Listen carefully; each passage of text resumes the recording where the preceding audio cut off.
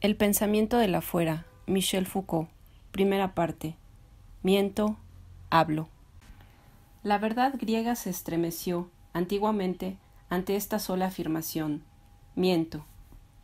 Hablo pone a prueba toda la ficción moderna. Estas dos afirmaciones, a decir verdad, no tienen el mismo peso. Ya se sabe que el argumento de Epiménides puede refutarse si se distingue, en el interior de un discurso que gira artificiosamente sobre sí mismo, dos proposiciones, de las cuales la una es objeto de la otra. La configuración gramatical de la paradoja, sobre todo si está urdida en la simple forma de miento, por más que trate de esquivar esta esencial dualidad, no puede suprimirla. Toda proposición debe ser de un tipo superior a la que le sirve de objeto. Que se produzca un efecto de recurrencia de la proposición objeto a aquella que la designa, que la sinceridad del cretense en el momento en que habla se vea comprometida por el contenido de su afirmación, que puede estar mintiendo al hablar de la mentira, todo esto es menos un obstáculo lógico insuperable que la consecuencia de un hecho puro y simple. El sujeto hablante es el mismo que aquel del que se habla. En el momento en el que pronuncio lisa y llanamente hablo, no me encuentro amenazado por ninguno de esos peligros. Y las dos proposiciones que encierra ese único enunciado, hablo y digo que hablo, no se comprometen una a la otra en absoluto. Estoy a buen recaudo en la fortaleza inexpugnable donde la afirmación se afirma, ajustándose exactamente a sí misma, sin desbordar sobre ningún margen y conjurando toda posibilidad de error, puesto que no digo nada más que el hecho de que hablo. La proposición objeto y aquella que la enuncia se comunican sin ningún obstáculo ni reticencia, no sólo por el lado de la palabra de que se trata, sino también por el lado del sujeto que articula esa palabra. Es por tanto verdad, irrefutable verdad, que hablo cuando digo que hablo. Pero podría ocurrir que las cosas no fueran tan simples. Si bien la posición formal del hablo no plantea ningún problema específico, su sentido, a pesar de su aparente claridad, abre un abanico de cuestiones quizás ilimitado. Hablo, en efecto, se refiere a un discurso que, a la vez que le ofrece un objeto, le sirve de soporte. Ahora bien, este discurso está ausente. El hablo no es dueño de su soberanía más que en la ausencia de cualquier otro lenguaje. El discurso del que hablo no preexiste a la desnudez enunciada en el momento en el que digo hablo, y desaparece en el mismo instante en que me callo. Toda posibilidad de lenguaje se encuentra aquí evaporada por la transitividad en que el lenguaje se produce. El desierto es su elemento. ¿A qué extrema sutileza, a qué punto singular y tenue llegaría un lenguaje que quisiera reivindicarse en la despojada forma del hablo?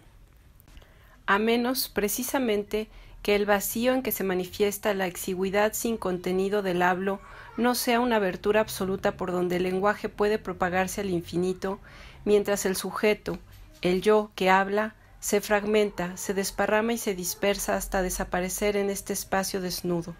Si en efecto el lenguaje solo tiene lugar en la soberanía solitaria del hablo, nada tiene derecho a limitarlo, ni aquel al que se dirige, ni la verdad de lo que dice, ni los valores o los sistemas representativos que utiliza. En una palabra, ya no es discurso ni comunicación de un sentido, sino exposición del lenguaje en su ser bruto, pura exterioridad desplegada, y el sujeto que habla no es tanto el responsable del discurso, aquel que lo detenta, que afirma y juzga mediante él, representándose a veces bajo una forma gramatical dispuesta a este efecto, como la inexistencia en cuyo vacío se prolonga sin descanso el derramamiento indefinido del lenguaje. Se acostumbra a creer que la literatura moderna se caracteriza por un redoblamiento que le permitiría designarse a sí misma. En esta autorreferencia habría encontrado el medio a la vez de interiorizarse al máximo, de no ser más que el enunciado de sí misma y de manifestarse en el signo refulgente de su lejana existencia. De hecho, el acontecimiento que ha dado origen a lo que en un sentido estricto se entiende por literatura no pertenece al orden de la interiorización, más que para una mirada superficial. Se trata mucho más de un tránsito al afuera. El lenguaje escapa al modo de ser del discurso, es decir, a la dinastía de la representación, y la palabra literaria se desarrolla a partir de sí misma, formando una red en la que cada punto, distinto de los demás, a distancia incluso de los más próximos, se sitúa por relación a todos los otros en un espacio que los contiene y los separa al mismo tiempo.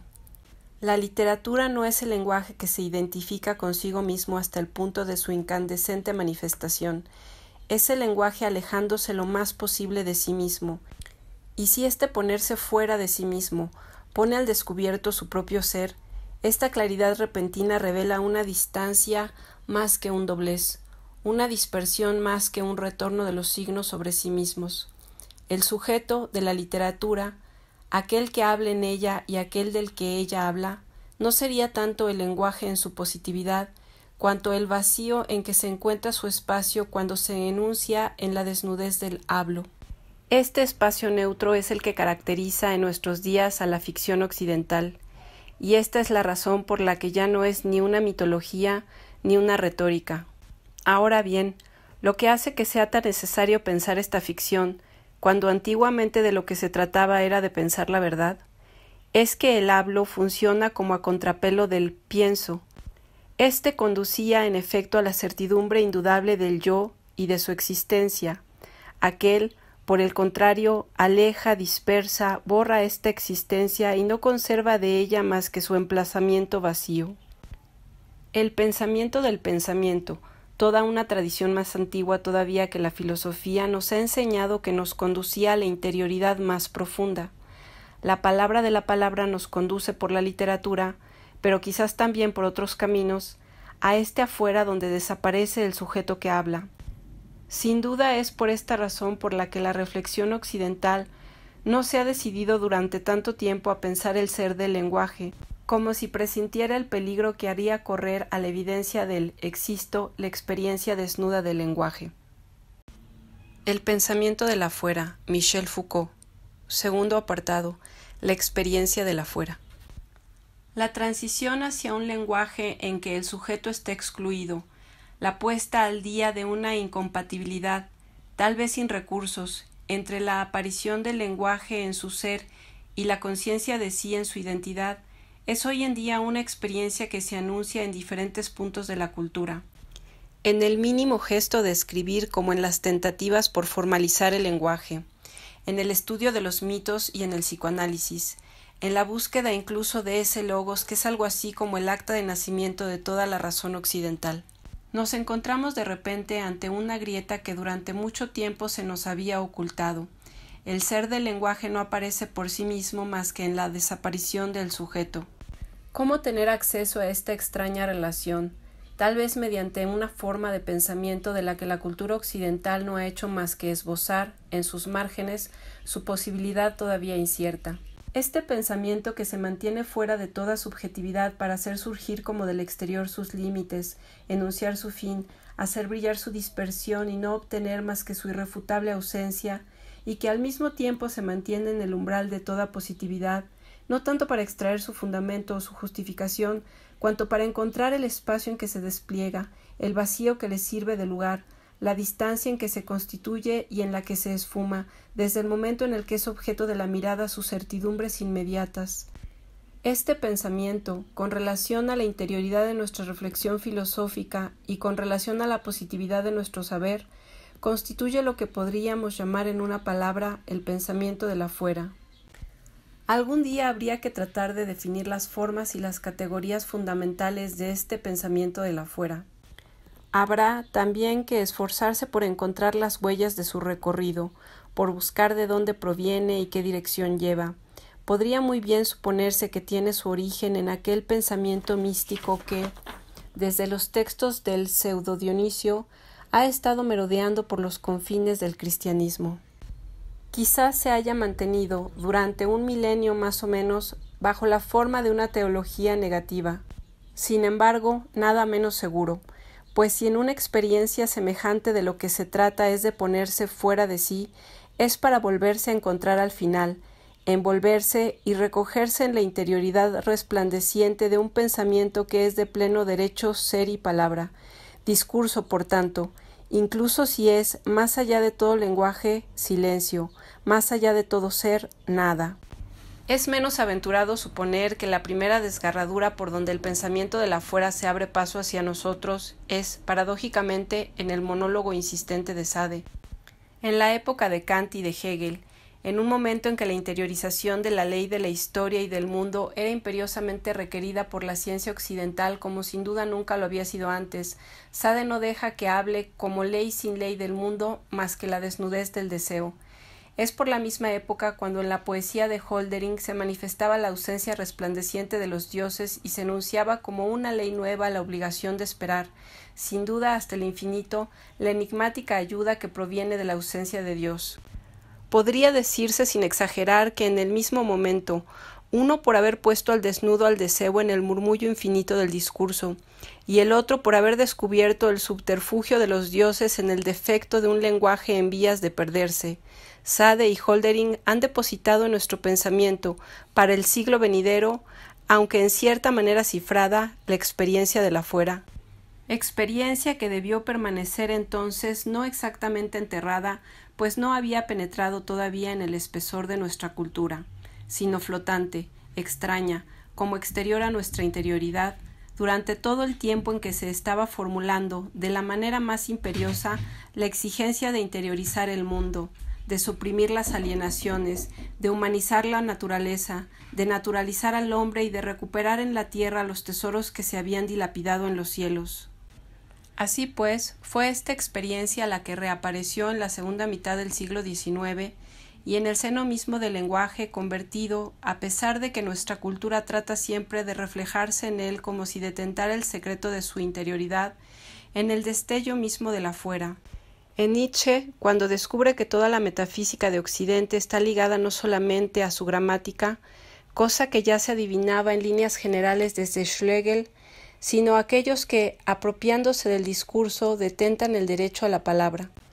En Mallarmé, cuando el lenguaje aparece como el ocio de aquello que nombra, pero más aún desde Igitur hasta la teatralidad autónoma y aleatoria del libro, como el movimiento en el que desaparece aquel que habla, en Artaud, cuando todo el lenguaje discursivo está llamado a desatarse en la violencia del cuerpo y del grito, y que el pensamiento, abandonando la interioridad salmodiente de la conciencia, deviene energía material, sufrimiento de la carne, persecución y desgarramiento del sujeto mismo.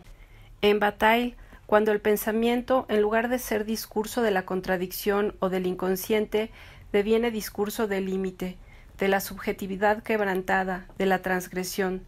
En Klosowski, con la experiencia del doble, de la exterioridad de los simulacros, de la multiplicación teatral y demente del yo. De este pensamiento, Blanchot tal vez no sea solamente uno más de sus testigos. Cuanto más se retire en la manifestación de su obra, cuanto más esté no ya oculto por sus textos, sino ausente de su existencia y ausente por la fuerza maravillosa de su existencia, tanto más representa para nosotros este pensamiento mismo, la presencia real, absolutamente lejana, centelleante, invisible, la suerte necesaria, la ley inevitable, el vigor tranquilo, infinito, mesurado de este pensamiento mismo. El pensamiento de la fuera, Michel Foucault, apartado 3, reflexión, ficción. Extrema dificultad la de proveer a este pensamiento de un lenguaje que le sea fiel. Todo discurso puramente reflexivo corre el riesgo, en efecto, de devolver la experiencia de la fuera a la dimensión de la interioridad. Irresistiblemente la reflexión tiende a reconciliarla con la conciencia y a desarrollarla en una descripción de lo vivido en que el afuera se esbozaría como experiencia del cuerpo, del espacio, de los límites de la voluntad, de la presencia indeleble del otro. El vocabulario de la ficción es igualmente peligroso.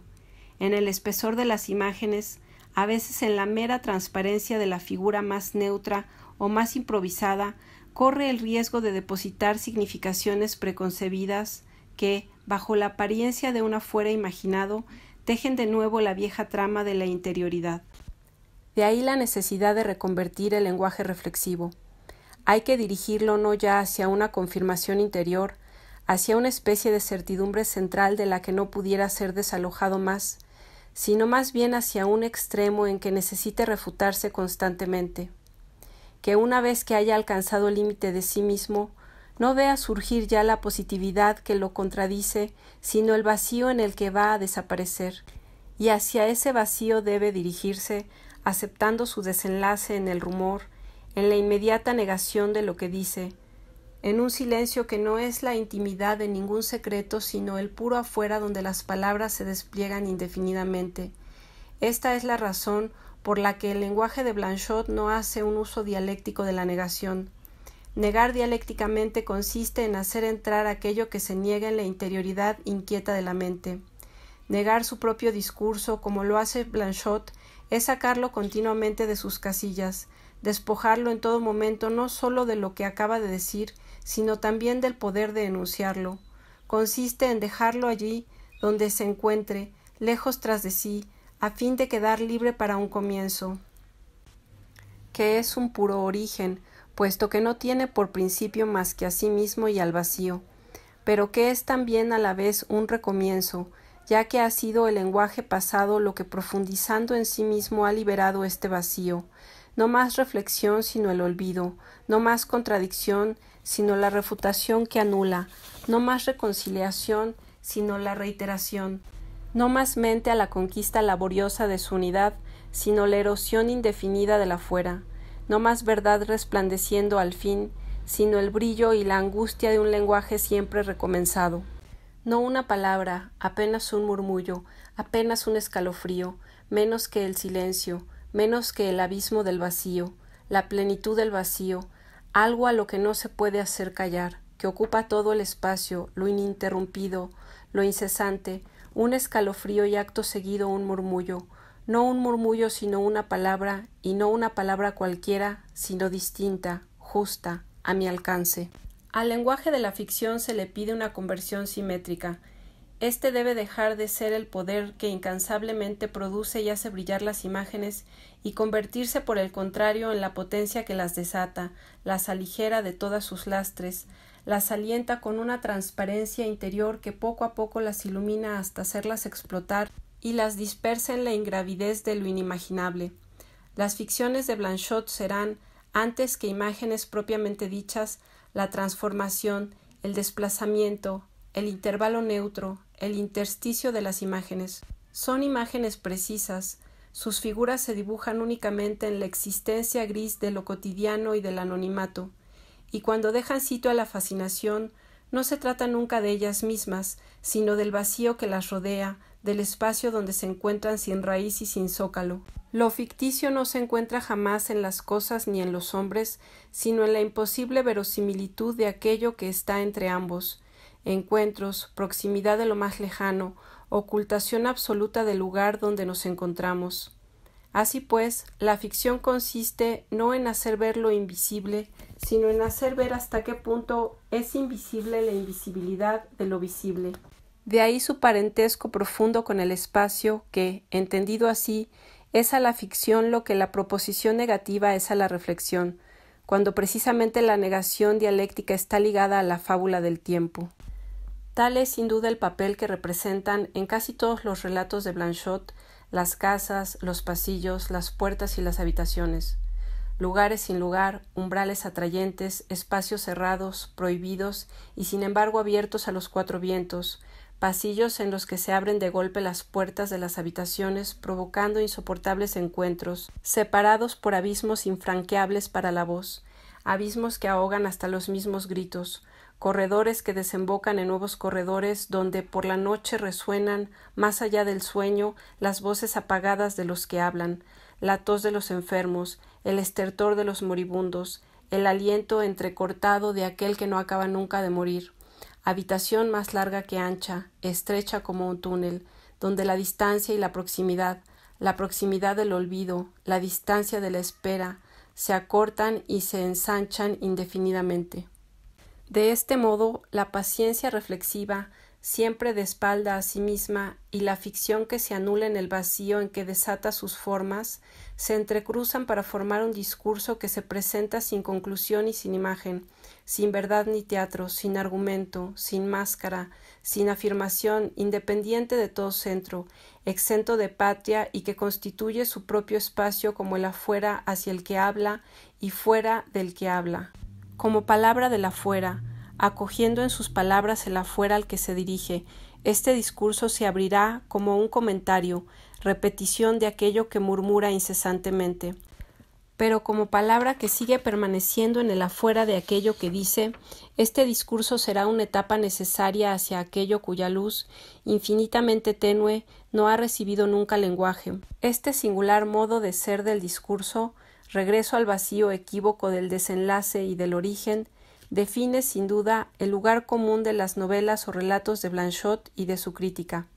En efecto, a partir del momento en que el discurso deja de resbalar por la pendiente de un pensamiento que se interioriza y, dirigiéndose al ser mismo del lenguaje, vuelve el pensamiento hacia el afuera. Es además y de una sola pieza, meticuloso relato de experiencias, de encuentros, de gestos improbables, lenguaje sobre el afuera de todo lenguaje, palabras sobre la vertiente invisible de las palabras, y meditación sobre aquello que del lenguaje existe de antemano, ha sido ya dicho, impreso, manifestado. Escucha no tanto de aquello que se pronuncia en su interior, cuanto del vacío que circula entre sus palabras, del murmullo que está continuamente deshaciéndolo, discurso sobre el no discurso de todo lenguaje, ficción del espacio invisible donde aparece. Esta es la razón por la cual la distinción entre novelas, relatos y crítica se atenúa cada vez más en Blanchot, para terminar por no dejar hablar más que al lenguaje mismo, lenguaje que no pertenece a nadie, que no es de la ficción ni de la reflexión, ni de lo que ya ha sido dicho, ni de lo que todavía no ha sido dicho, sino entre ambos, como ese lugar con su invariable aire libre, la discreción de las cosas en su estado latente. El pensamiento del afuera, Michel Foucault, apartado 4. Ser atraído y negligente. La atracción es para Blanchot lo que, sin duda, es para Sade el deseo, para Nietzsche la fuerza, para Artaud la materialidad del pensamiento, para Bataille la transgresión, la experiencia pura y más desnuda del afuera. Pero hay que entender bien lo que con esta palabra se está designando. La atracción, tal y como la entiende Blanchot, no se apoya en ninguna seducción, no irrumpe ninguna soledad, no funda ninguna comunicación positiva. Ser atraído no consiste en ser incitado por el atractivo del exterior, es más bien experimentar en el vacío y la indigencia la presencia del afuera y, ligado a esta presencia, el hecho de que uno está irremediablemente fuera del afuera. Lejos de llamar a la interioridad a aproximarse a otra distancia, la atracción manifiesta imperiosamente que el afuera está ahí, abierto, sin intimidad, sin protección ni obstáculo. ¿Cómo podría tenerla él que no tiene interioridad, sino que la despliega al infinito fuera de toda clausura? ¿Pero qué es esta abertura misma? No es posible acceder, pues el afuera no revela jamás su esencia. No puede ofrecerse como una presencia positiva, como una cosa iluminada desde el interior por la certidumbre de su propia existencia, sino únicamente como la ausencia que se retira lo más lejos posible de sí misma y se abisma en la señal que emite para que se avance hacia ella, como si fuera posible alcanzarla. Maravillosa simplicidad de la abertura. La atracción no tiene otra cosa que ofrecer más que el vacío que se abre indefinidamente bajo los pasos de aquel que es atraído, más que la indiferencia que le recibe como si él no estuviera allí, más que el mutismo demasiado insistente como para que se le resista, demasiado equívoco como para que le pueda descifrar y darle una interpretación definitiva. Nada que ofrecer más que la señal de una mujer en la ventana, una puerta batiente, la sonrisa de un portero a la entrada de un lugar ilícito, una mirada abocada a la muerte. La atracción tiene como correlato necesario la negligencia. De una a otra las relaciones son complejas. Para poder ser atraído, el hombre debe ser negligente, de una negligencia esencial que no concede ninguna importancia a aquello que está haciendo. Thomas, en Aminabad, Solo franquea la puerta de la fabulosa pensión por negligencia a entrar en la casa de enfrente, y tiene por inexistente su pasado, sus parientes, toda su otra vida que se encuentra de este modo proyectada hacia el afuera. Ni en la ciudad de Le Très-Rond, ni en el sanatorio de Le Dernier-Homme, ni en el apartamento de Un Moment Voulu, se sabe lo que ocurre en el exterior, ni importa saberlo. Se está fuera de ese afuera que no está representado, pero sí insinuado continuamente en la blancura de su ausencia, en la palidez de un recuerdo abstracto, o todo lo más en la reverberación de la nieve a través de una ventana. Una negligencia semejante no es, a decir verdad, más que la otra cara del celo, de esa aplicación muda, injustificada, obstinada, a pesar de todos los contratiempos, en dejarse atraer por la atracción, o más exactamente, pues que la atracción no tiene positividad, en ser el vacío, el movimiento sin fin y sin móvil de la atracción misma. Klossowski tiene 1000 veces razón al subrayar que Henry, el personaje de Le Très-Rond, se llama Inquietud, un nombre que solo aparece citado 2 o 3 veces en el texto. Pero ese celo está siempre despierto, ¿acaso no perpetra un olvido más fútil en apariencia, pero cuanto más decisivo que el olvido masivo de toda una vida, de todos los afectos anteriores, de todos los parentescos? Este camino que hace avanzar sin descansar al hombre atraído, ¿no es acaso precisamente la distracción y el error? ¿No hubiera sido preferible no moverse, quedarse quieto, como se sugiere en varias ocasiones en Aquel que no me acompañaba de Maurice Blanchot y en Le Moment Voulu? Lo propio del celo no es precisamente agobiarse con la propia inquietud, hacer demasiadas cosas, multiplicar las gestiones, aturdirse con su terquedad, ir por delante de la atracción cuando precisamente la atracción no se dirige imperiosamente desde las profundidades de su retiro más que aquel que está retirado. Forma parte de la esencia del celo el ser negligente, el creer que aquello que está oculto es porque está en otra parte, que el pasado va a volver, que la ley le concierne, que él es esperado, vigilado y acechado. ¿Quién sabrá nunca si Tomás, tal vez habría que pensar aquí en el incrédulo, tuvo más fe que todos los demás, hostigando su propia creencia, pidiendo ver y tocar? Pero lo que tocó sobre un cuerpo de carne y hueso, ¿no era lo que él buscaba cuando pedía una presencia resucitada? ¿Acaso la iluminación que le transfigura no es tanto sombra como luz? Lucy quizá no sea aquella que él buscaba, quizá debió preguntar a aquel que le había sido impuesto por compañero, quizá en lugar de querer subir a los pisos superiores para encontrar a la improbable mujer que le había sonreído, debió seguir el camino trillado, la pendiente más suave, y abandonarse a las potencias vegetales de abajo. Tal vez no era él el llamado, tal vez era otro el esperado. Tanta incertidumbre que hace del celo y de la negligencia 2 figuras indefinidamente reversibles tienen su origen sin duda en la incuria que reina en la casa. Negligencia más visible, más disimulada, más equívoca, pero también más fundamental que cualquier otra. En esta negligencia todo puede ser descifrado como señal intencionada, orden secreta, espionaje o emboscada. Tal vez los perezosos criados sean potencias ocultas, tal vez la rueda de la fortuna distribuye la suerte escrita desde tiempos inmemoriales en los libros. Pero aquí no es el celo el que envuelve a la negligencia como su indispensable parte de sombra. Es la negligencia la que permanece tan indiferente a todo aquello que puede ponerla de manifiesto o disimularla, que con relación a ella cualquier gesto adquiere el valor de un signo. Tomás fue llamado por negligencia. La abertura de la atracción forma una sola y misma cosa con la negligencia que acoge a aquel que ella ha traído, la coacción que ejerce, y esta es la razón por la que es absoluta y absolutamente no recíproca. No es únicamente ciega, es ilusoria, no liga a nadie, pues estaría ligada ella misma a ese lazo y no podría ser más la pura atracción abierta.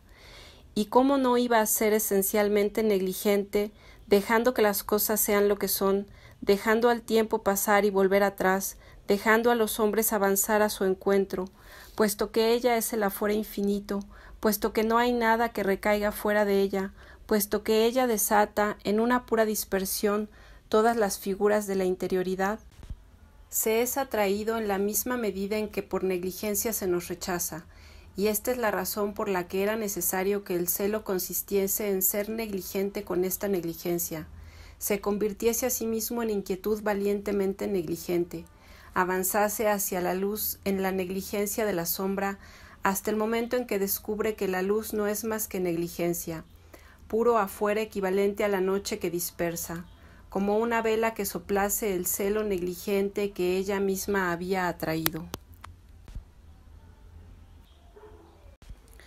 El pensamiento del afuera, Michel Foucault. ¿Dónde está la ley? ¿Qué hace la ley? Ser negligente, ser atraído, es una manera de manifestar y de disimular la ley, de manifestar el repliegue en que se disimula, de atraerla, por consiguiente, a la luz del día que la oculta. Si estuviera presente en el fondo de uno mismo, la ley no sería ya la ley sino la suave interioridad de la conciencia. Si por el contrario estuviera presente en un texto, si fuera posible descifrarla entre las líneas de un libro, si pudiera ser consultado el registro, entonces tendría la solidez de las cosas exteriores, podría obedecérsela o desobedecérsela. ¿Dónde estaría entonces su poder? ¿Qué fuerza o qué prestigio la harían venerable? De hecho, la presencia de la ley consiste en su disimulación. La ley soberanamente asedia las ciudades, las instituciones, las conductas y los gestos. Se haga lo que se haga, por grandes que sean el desorden y la incuria, ella ya ha desplegado sus poderes. La casa está siempre y en cada momento en el estado en el que le conviene. Las libertades que se toman no son capaces de interrumpirla. Uno puede llegar a creer que se ha desentendido de ella, que observa desde fuera su aplicación. En el momento en el que se cree estar leyendo de lejos los secretos válidos solo para los demás, uno no puede estar más cerca de la ley. Se la hace circular, se contribuye a la aplicación de un decreto público. Y, sin embargo, esta perpetua manifestación no ilumina jamás aquello que dice o aquello que quiere la ley.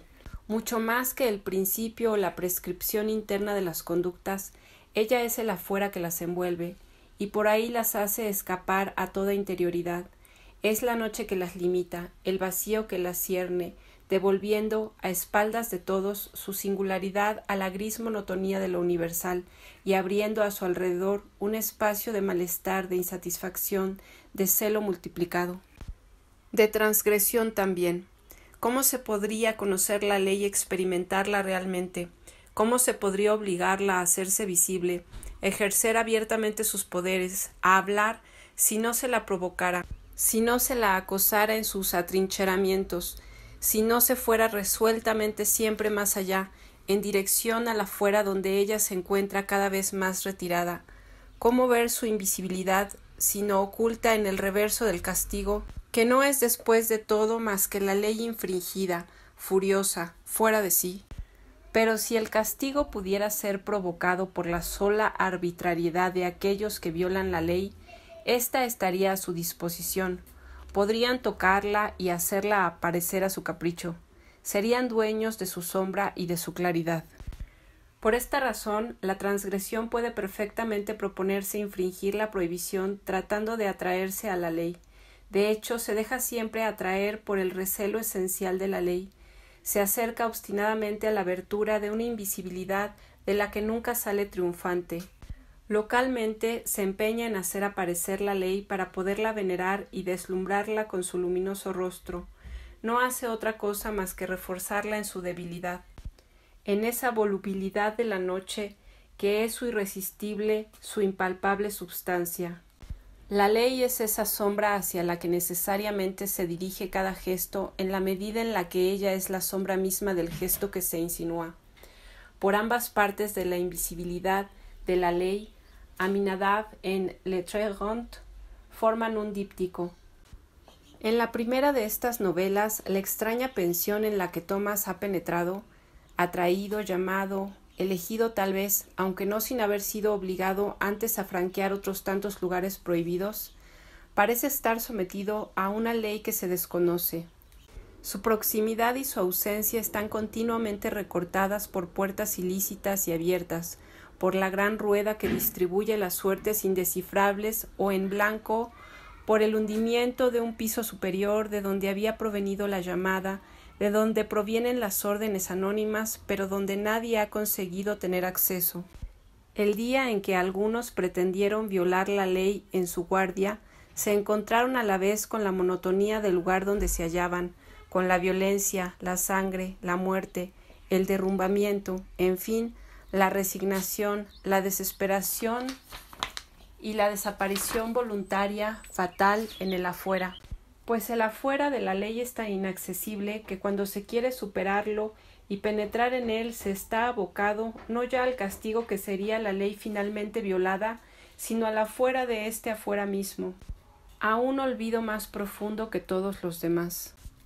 En cuanto a los criados, a aquellos que por oposición a los pensionistas son de la casa y que, guardianes y sirvientes, deben representar la ley tanto para aplicarla como para someterse silenciosamente a ella, nadie sabe, ni siquiera ellos, a qué sirven, la ley de la casa o la voluntad de los huéspedes.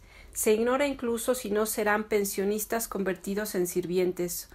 Son a la vez el celo y el descuido, la embriaguez y la educación, el sueño y la incansable actividad, el rostro gemelo de la maldad y de la solicitud, aquello en lo que se disimula el disimulo y aquello que lo manifiesta. En Le Très Honte es la ley misma en cierto modo el piso superior de Aminabad, en su monótona semejanza, en su exacta identidad con los demás, la que se manifiesta en su esencial disimulo. Soje, la inquietud de la ley, aquella que se experimenta con respecto a la ley y aquella de la ley con respecto a aquellos a los que se aplica, incluso y sobre todo si quieren escapar de ella. Henri Soje es funcionario, se le contrata en el ayuntamiento en las oficinas de Estado Civil.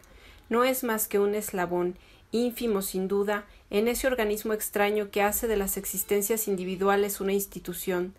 Él es la forma primera de la ley, puesto que él transforma todo nacimiento en archivo. Ahora bien, de pronto abandona su tarea, pero ¿se trata en realidad de un abandono? Tiene un permiso que prolonga, sin autorización, es cierto, pero con la complicidad de la administración que le facilita implícitamente esta esencial ociosidad. Es suficiente con esta casi jubilación, se trata de una causa o de un efecto, para que todas las existencias se desborden y que la muerte inaugure un reino que ya no es aquel clasificador del estado civil, sino el desordenado, contagioso, anónimo de la epidemia. No se trata de una verdadera muerte con fallecimiento y acta de defunción, sino de un osario confuso donde ya no se sabe quién es el enfermo y quién el médico, quién el guardián y quién la víctima, si es una prisión o un hospital, una zona inmunizada o una fortaleza del mal. Se han roto las barreras y todo se desborda. Estamos bajo la tiranía de las aguas que suben, el reino de la humedad sospechosa, de las filtraciones, de los abscesos, de los vómitos. Las individualidades se disuelven, los cuerpos sudorosos se derriten contra las paredes, gritos ininterminables se escuchan a través de los dedos que tratan de ahogarlos. Y, a pesar de todo, cuando abandona el servicio del Estado donde él debía poner orden a la existencia del prójimo, Soje no se pone por fuera de la ley, la fuerza por el contrario a manifestarse en aquel lugar vacío que él acaba de abandonar, en el movimiento con el que borra su existencia singular y la sustrae a la universalidad de la ley, la exalta, la sirve, demuestra su perfección, la obliga, pero ligándola a su propia desaparición. Así pues, no es más que la ley misma. Pero la ley no puede responder a esta provocación más que con su propia retirada, no porque se repliegue en un silencio más profundo todavía, sino porque ella permanece en su inmovilidad idéntica. Uno puede precipitarse perfectamente en un vacío abierto. Pueden muy bien formarse complots, extenderse rumores de sabotaje, los incendios, los asesinatos pueden muy bien ocupar el lugar del orden más ceremonioso. El orden de la ley no habrá sido jamás tan soberano, puesto que ahora abarca todo aquello que quiere derribarlo.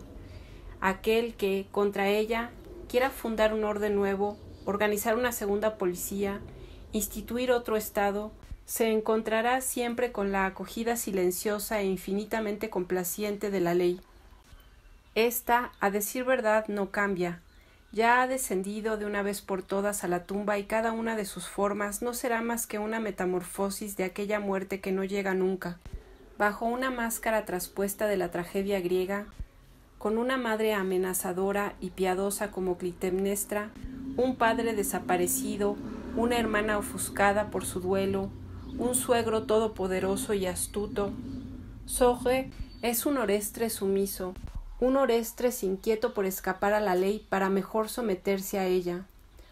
Obstinándose por vivir en el barrio apestado, es también el Dios que acepta morir entre los hombres, pero que, no consiguiendo morir, deja vacante la promesa de la ley, liberando un silencio que desgarra el grito más hondo. ¿Dónde está la ley? ¿Qué hace la ley?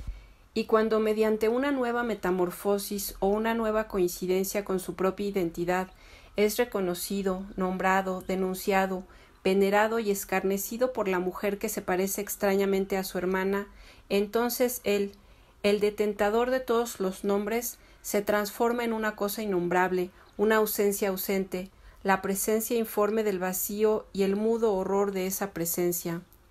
Pero tal vez esta muerte de Dios sea lo contrario de la muerte, la ignominia de una cosa fofa y viscosa que palpita eternamente, y el gesto que se esboza para matarla libera finalmente su lenguaje, un lenguaje que no tiene más que decir que el hablo, estoy hablando, de la ley que se mantiene indefinidamente por la sola proclamación de ese lenguaje en el afuera de su mutismo.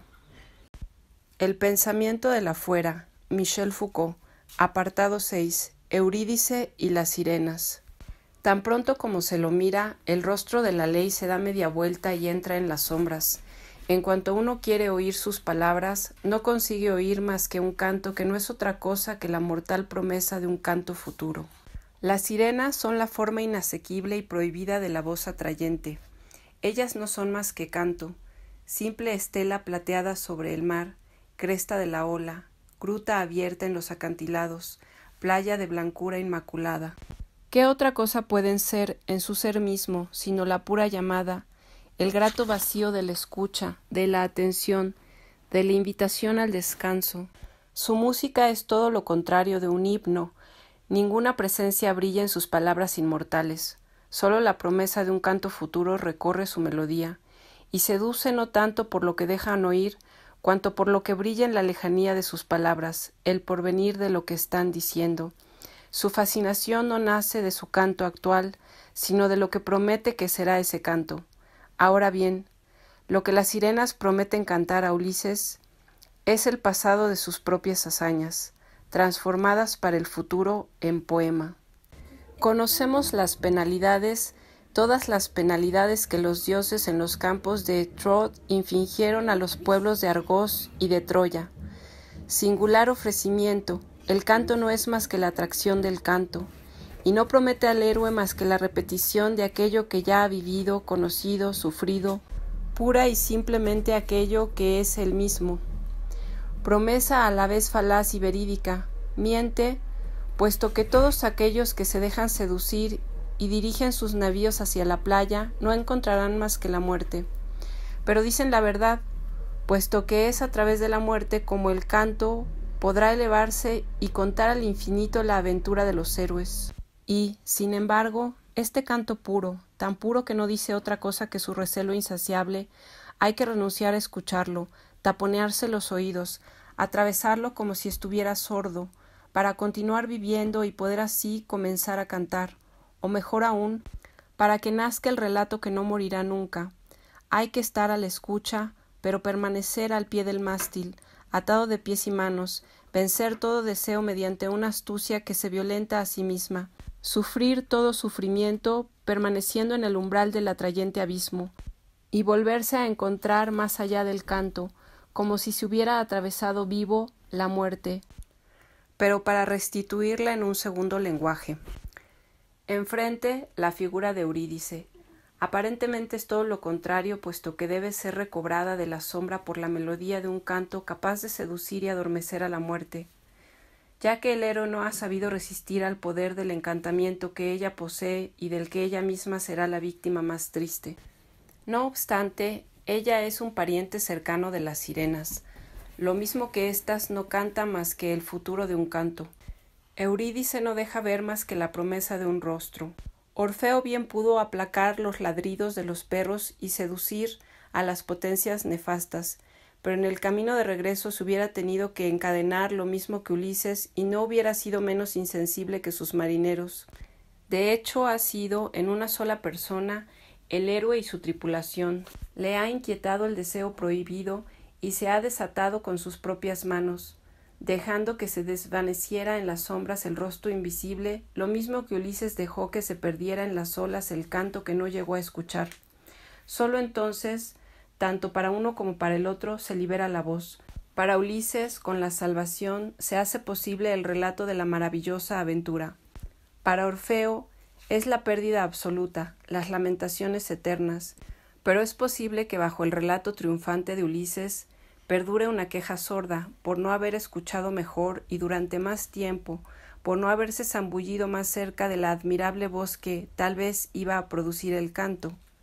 Y, bajo las lamentaciones de Orfeo, resplandece la gloria de haber visto, menos que un instante, el rostro inaccesible en el momento mismo en el que se volvía y penetraba en la noche. Himno a la claridad sin lugar y sin nombre. Estas dos figuras se encabalgan profundamente en la obra de Blanchot. Hay relatos que están consagrados a esa mirada que, en el umbral vacilante de la muerte, va en busca de la presencia oculta, intentando devolverla en imagen a la luz del día, pero no conserva de ella más que la nada, en la que el poema precisamente puede manifestarse. Orfeo, sin embargo, aquí no ha llegado a ver el rostro de Eurídice en el movimiento que lo oculta y lo vuelve invisible. Ha podido contemplarlo de frente, ha visto con sus propios ojos la mirada abierta de la muerte, la más terrible que un ser vivo pueda soportar, y es esa mirada, o mejor aún, la mirada del narrador sobre esa mirada, la que libera un extraordinario poder de atracción. Es ella la que, a mitad de la noche, hace surgir una segunda mujer en una estupefacción cautiva para imponerle finalmente la mascarilla de escayola donde podrá contemplarse cara a cara aquello que va a vivir por toda la eternidad. La mirada de Orfeo ha recibido el poder mortal que cantaba en la voz de las sirenas. Del mismo modo, el narrador de Le Moment Voulu viene a buscar a Judith al lugar prohibido en que está encerrada. Contra toda previsión, la encuentra sin dificultad, como una Eurídice demasiado cercana que viniera a ofrecerse en un retorno imposible y feliz. Pero detrás de ella, la figura que la vigila y a la que él acaba de arrancársela es menos la diosa inflexible y sombría que una pura voz, indiferente y neutra, escondida en una región vocal donde se despoja tan completamente de todas las perfecciones superfluas que parece privada de sí misma. Justa, pero de una manera que recuerda a la justicia cuando se entrega a todas las fatalidades negativas. Esta voz que canta sin palabras y que deja oír tan poco, ¿no es acaso la de las sirenas, de las que toda su seducción consiste en el vacío que abren, en la inmovilidad fascinante que provocan en aquellos que las escuchan? El pensamiento de la fuera. Michel Foucault, apartado 7, El compañero. Ya desde los primeros síntomas de la atracción, en el momento en el que apenas se dibuja la retirada del rostro deseado, en que apenas se distingue ya en el encabalgamiento del murmullo la firmeza de la voz solitaria, se produce algo así como un movimiento suave y violento a la vez que irrumpe en la interioridad, la pone fuera de sí, dándole la vuelta y hace surgir a su lado, o más bien del lado de acá, la figura secundaria de un compañero siempre oculto, pero que se impone siempre con una evidencia imperturbable, un doble a distancia, una semejanza que nos hace frente. En el momento en que la interioridad es atraída fuera de sí, una fuera se hunde en el lugar mismo en que la interioridad tiene por costumbre encontrar su repliegue y la posibilidad de su repliegue. Surge una forma, menos que una forma, una especie de anonimato informe y obstinado, que desposee al sujeto de su identidad simple, lo vacía y lo divide en dos figuras gemelas aunque no superponibles, lo desposee de su derecho inmediato a decir yo y alza contra su discurso una palabra que es indisociablemente eco y denegación.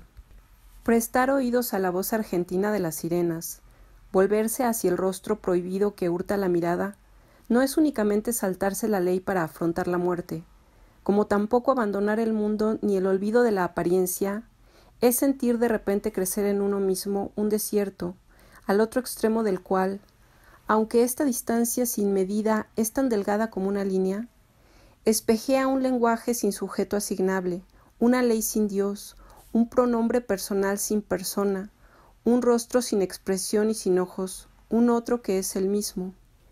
Es en este desgarramiento y en este lazo donde reside en secreto el principio de la atracción. En el momento en que uno pensaba estar fuera de sí, atraído por una lejanía inaccesible, ¿no se trataba acaso, sencillamente, de esta sorda presencia que empujaba en la sombra con todo su fatal ímpetu? El afuera vacío de la atracción es tal vez idéntico a aquel otro, tan cercano, del doble. El compañero sería, entonces, la atracción en el colmo de su disimulo, disimulada puesto que se da como pura presencia cercana, obstinada, redundante, como una figura más, y disimulada también puesto que repele más que atrae, puesto que es necesario mantenerla a distancia, que hemos puesto en fingir arrancar de su noche una sexualidad que todo, nuestros discursos, nuestros hábitos, nuestras instituciones, nuestros reglamentos, nuestros saberes, producía a plena luz del día y divulgaba estereotipadamente.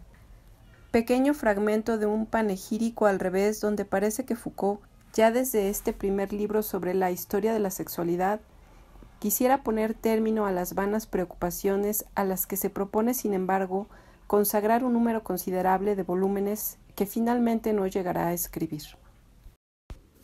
El pensamiento del afuera, Michel Foucault. Oh amigos, buscará y encontrará una solución, un medio, en resumidas cuentas, de continuar siendo genealogista, si es que no arqueólogo, alejándose de los tiempos modernos e interrogando a la antigüedad, sobre todo la antigüedad griega, la tentación que tenemos todos de volver a nuestras fuentes, y por qué no al antiguo judaísmo donde la sexualidad juega un gran papel y donde la ley tiene su origen. ¿Con qué fin? Aparentemente para pasar de los tormentos de la sexualidad a la simplicidad de los placeres, y empieza a tratar como a un criado. Dom reaparece, pretendiendo detentar la ley y la palabra. Thomas se equivocó al tener tan poca fe, al no interrogarle a él, que estaba allí para responder, al derrochar su celo buscando un acceso a los pisos superiores, cuando bastaba con dejarse llevar. Y a medida que se ahoga la voz de Thomas, Dom habla, reivindicando el derecho a hablar y hablar para él. Todo el lenguaje se tambalea y cuando Dom emplea la primera persona, es el lenguaje mismo de Thomas el que se pone a hablar sin él, por encima de ese vacío que deja, en una noche que comunica con el resplandeciente día, la estela de su visible ausencia. El compañero está también, de una manera indisociable, lo más cerca y lo más lejos posible. En Le Trehont está representado por Docte, el hombre de abajo, ajeno a la ley, ajeno al orden de la ciudad, representa la enfermedad en estado salvaje, la muerte misma diseminada a través de la vida, por oposición al Altísimo. Él es el ínfimo y, sin embargo, se encuentra en la más obsesiva de las proximidades. Es familiar sin comedimiento, pródigo en confidencias, presente con una presencia múltiple e inagotable. Es el eterno vecino. Su tos atraviesa puertas y paredes, su agonía resuena a través de toda la casa y, en este mundo en que la humedad resuma, en que las aguas suben por todas partes, he aquí que la carne misma de Docte, su fiebre y su sudor atraviesan el tabique y forman una mancha, del otro lado, en la habitación de Sorge. Cuando por fin muere, aullando, con una última transgresión, que no está muerto, Su grito se queda en la mano que lo ahoga y vibrará indefinidamente en los dedos de Zoge. La carne de éste, sus huesos, su cuerpo, serán durante mucho tiempo esta muerte con el grito que la niega y la afirma. Sin duda es en este movimiento, mediante el cual el lenguaje gira sobre su eje, donde se manifiesta de forma más exacta la esencia del compañero obstinado. No es, en efecto, un interlocutor privilegiado, cualquier otro sujeto hablante, sino el límite sin nombre contra el que viene a tropezar el lenguaje. Este límite todavía no tiene nada de positivo, es más bien el desmesurado fondo en el que el lenguaje se pierde continuamente, pero para volver idéntico a sí mismo, como si fuera el eco de otro discurso que dijera lo mismo, o de un mismo discurso que dijera otra cosa. Aquel que no me acompañaba no tiene nombre y quiere mantenerse en ese anonimato esencial. Es un él sin rostro y sin mirada. No puede ver más que a través del lenguaje de otro que pone a las órdenes de su propia noche. Se acerca así lo más posible a ese yo que habla en primera persona y del que recupera las palabras y las frases en un vacío sin límites y, sin embargo, nada lo une a él, una distancia desmesurada lo separa. Esta es la razón por la que aquel que dice yo debe continuamente acercarse a él para encontrar por fin ese compañero que no le acompaña o ligarse a él con un lazo lo suficientemente positivo como para poder ponerlo de manifiesto al desatarlo. Ningún pacto los mantiene atados y sin embargo están fuertemente ligados gracias a una constante interrogación. Describa lo que está viendo. ¿Qué está escribiendo ahora? Y al discurso ininterrumpido que pone de manifiesto la imposibilidad de una respuesta. Como si, en esta retirada, en este hueco que quizás no sea más que la irrisible erosión de la persona que habla, se liberara el espacio de un lenguaje neutro, entre el narrador y ese compañero indisociable que no le acompaña, a lo largo de esa delgada línea que lo separa como separa también el yo que habla de él, el que él es en su ser hablado, se precipita todo el relato, desplegando un lugar sin lugar que es el afuera de toda palabra y de toda escritura, y que las hace aparecer, las desposee, les impone su ley, y manifiesta en su desarrollo infinito su reverberación de un instante, su fulgurante desaparición. El pensamiento del afuera. Michel Foucault. Apartado 8. Ni uno ni otro. A pesar de algunas consonancias, estamos muy lejos aquí de la experiencia en que algunos acostumbran a perderse para volverse a encontrar. Con su arrebato característico, la mística trata de alcanzar, aunque para ello tenga que atravesar su noche oscura, la positividad de una existencia entablando con ella una difícil comunicación. E incluso cuando esta existencia duda de sí misma, se abisma en el trabajo de su propia negatividad para retirarse indefinidamente en un día sin luz, en una noche sin sombra, en una pureza sin nombre, en una visibilidad sin obstáculo. No por ello es menos un abrigo donde la experiencia puede encontrar reposo. Abrigo que acoge lo mismo a la ley de una palabra que a la superficie abierta del silencio, ya que según la forma de la experiencia, el silencio es el soplo inaudible, primero, desmesurado, de donde puede venir todo discurso manifiesto. O también, la palabra es el reino que tiene el poder de contenerse en la suspensión de un silencio. Pero no es de nada de esto de lo que se trata en la experiencia del afuera.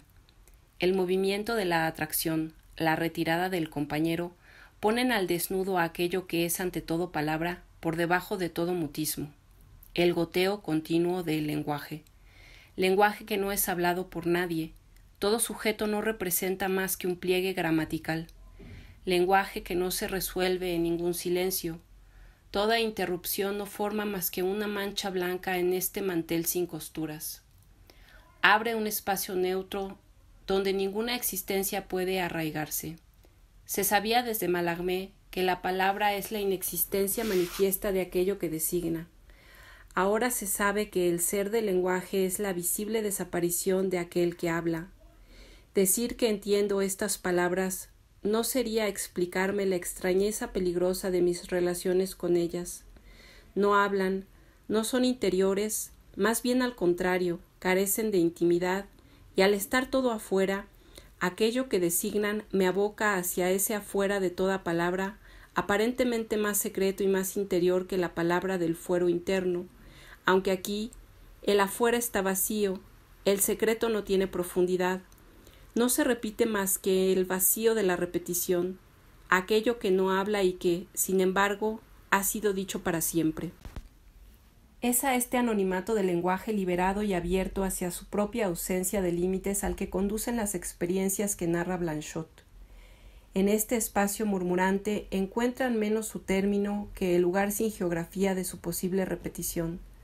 Por ejemplo, la cuestión, por fin serena, luminosa y directa, que Thomas plantea al final de Aminabad, en el momento en que toda palabra parece haberle sido retirada, o el puro estallido de la vana promesa «estoy hablando» en Le Très Honte, o incluso en las 2 últimas páginas de Aquel que no me acompañó, la aparición de una sonrisa sin rostro, pero que tiene por fin un nombre silencioso, o el primer contacto con las palabras de la última repetición al final de Le Dernier Homme, el lenguaje se descubre entonces libre de todos los viejos mitos en que se ha formado nuestra conciencia de la palabra, del discurso, de la literatura. Durante mucho tiempo se creyó que el lenguaje era dueño del tiempo, que servía tanto como vínculo futuro en la palabra dada que como memoria y relato. Se creyó que era profecía o historia. Se creyó también que su soberanía tenía el poder de hacer aparecer el cuerpo visible y eterno de la verdad. Se creyó que su esencia se encontraba en la forma de las palabras o en el soplo que las hacía vibrar. Pero no es más que rumor informe y fluido, su fuerza está en su disimulo. Por eso es una sola y misma cosa con la erosión del tiempo. Es olvido sin profundidad y vacío transparente de la espera. En cada una de sus palabras, el lenguaje se dirige hacia contenidos que le son previos, pero en su ser mismo y con tal que se mantenga lo más cerca posible de su ser, no se despliega más que en la pureza de la espera.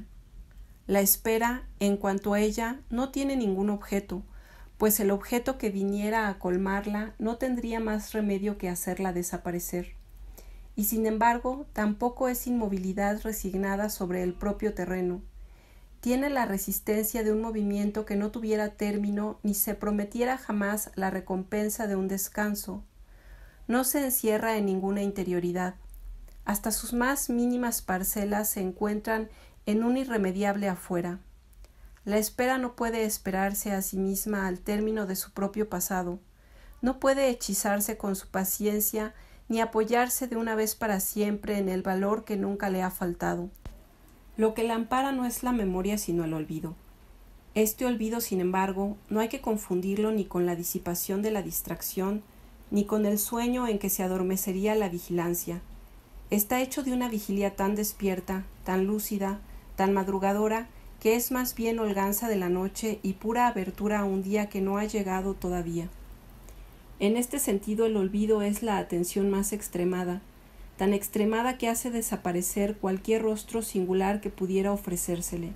Desde el momento en que está determinada, una forma es a la vez demasiado vieja y demasiado nueva, demasiado extraña y demasiado familiar como para no ser inmediatamente rechazada por la pureza de la espera y condenada por lo mismo a la inminencia del olvido. Es en el olvido donde la espera se mantiene como una espera, atención aguda a aquello que sería radicalmente nuevo, sin punto de comparación y de continuidad con nada, novedad de la espera fuera de sí y libre de todo pasado, y atención a aquello que sería lo más profundamente viejo, puesto que en las profundidades de sí misma la espera no ha dejado nunca de esperar. En su ser que espera y olvida, en ese poder de disimulo que borra toda significación determinada y la existencia misma de aquel que habla, en esa neutralidad gris que es el refugio esencial de todo ser y que libera así el espacio de la imagen, el lenguaje no es ni la verdad, ni el tiempo, ni la eternidad, ni el hombre, sino la forma siempre deshecha del afuera. Sirve para comunicar, o mejor aún, deja ver en el relámpago de su oscilación indefinida el origen y la muerte. su contacto de un instante mantenido en un espacio desmesurado. El puro afuera del origen, si es que es eso lo que el lenguaje espera recibir, no se fija jamás en una positividad inmóvil y penetrable, y el afuera continuamente reanudado de la muerte, si se deja llevar hacia la luz por el olvido esencial al lenguaje, no plantea jamás el límite a partir del cual se dibujaría finalmente la verdad. Se desploman inmediatamente uno sobre otro. El origen tiene la transparencia de aquello que no tiene fin. La muerte da acceso indefinidamente a la repetición del comienzo. Y lo que es el lenguaje, no lo que quiere decir, ni la forma en que lo dice, lo que es en su ser, es esta voz tan tenue, esta regresión tan imperceptible, esta debilidad en el fondo y alrededor de cualquier cosa, de cualquier rostro, que baña en una misma claridad neutra, día y noche a la vez, el esfuerzo tardío del origen, la erosión temprana de la muerte, el olvido asesino de Orfeo, la espera de Ulises encadenado, son el ser mismo del lenguaje. Cuando el lenguaje se definía como lugar de la verdad y lugar del tiempo, era para él tremendamente peligroso que Epiménides, el cretense, afirmase que todos los cretenses eran unos mentirosos. El vínculo de este discurso consigo mismo lo desvinculaba de toda verdad posible. Pero si el lenguaje se desvela como transparencia recíproca del origen y de la muerte, no hay una sola existencia que, en la mera afirmación del hablo, no incluya la promesa amenazadora de su propia desaparición, de su futura aparición.